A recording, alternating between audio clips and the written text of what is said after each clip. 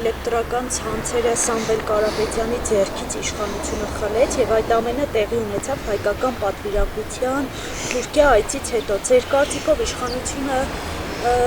հեծը խլեց, որին չանի։ Հեծը խլեցին, որոշ ժամանակ հետո Ադրբեջանից կբերեն մի հատ ղեկավար, կտնեն հեծի վրա ու կսեն աշխատի։ Այս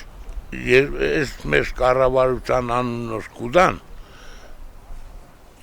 ես զզվանք կաբրիմ,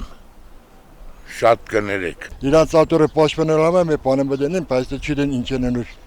ամրապնդել ատորի վրա։ Ըստ մամուլում եղած տեղեկատվությանը, որ հետևում եմ ու կարդում եմ ու տեսնում եմ,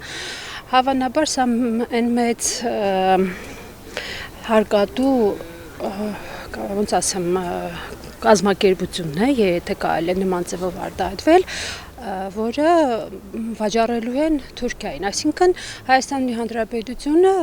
դանդաղ, բայց արդյունավետ տեմպերով կարծես թե կոպիտ ասած պարկեցնում են Թուրքիայի տակ։